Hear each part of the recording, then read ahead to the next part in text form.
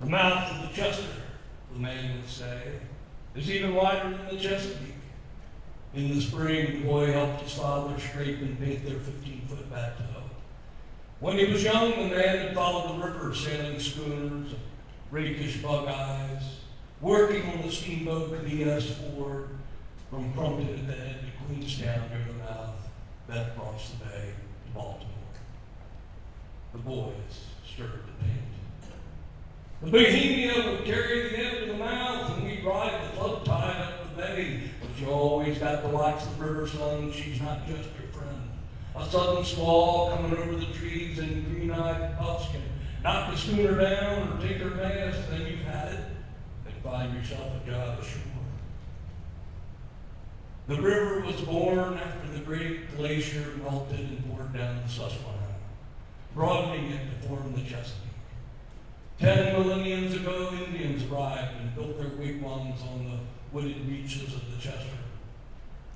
We'll never know what the red men called the river. Mother or mistress, she was good to them, providing food for all the filling moons, fish and oysters, crabs and terrapins, furs to keep them warm in winter. The Indians called their cold time cahunks, after the climber of the great wild geese that still return each fall and spend the winters on the rivers of the Chesapeake. In the early 17th century, when Captain John Smith charted the Chesapeake, he entered the broad mouth of the river, but he did not further explore the Chester.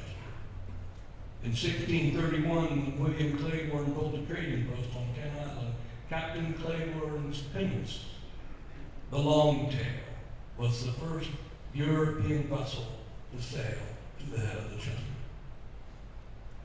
Settlers soon followed the fur traders near the mouth of the winding river Wycliffe on eastern Neck Island was the first American home of the Wickses.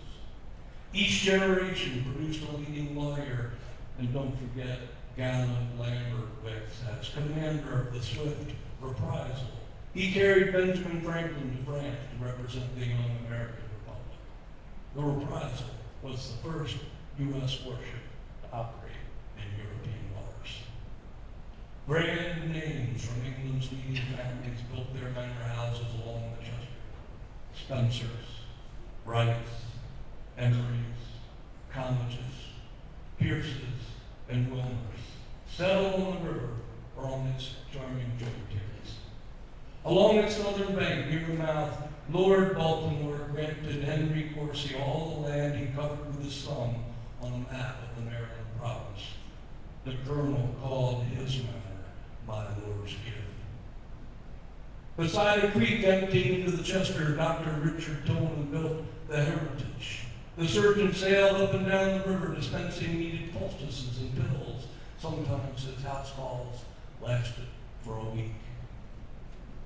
As one sails up the winding Chester River, the stream makes 4 graceful curves before it comes to ancient Chestertown. The place was old in 1697 when it became the county seat of Kent.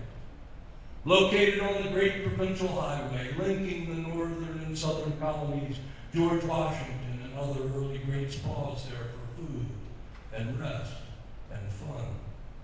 Horses were raced, wagers were made, strolling players presented Shakespeare's plays. There was a gracious hospitality. Today, standing along the bank of the Chester, a street of noble houses still survives. All were built in the 18th century. There it was.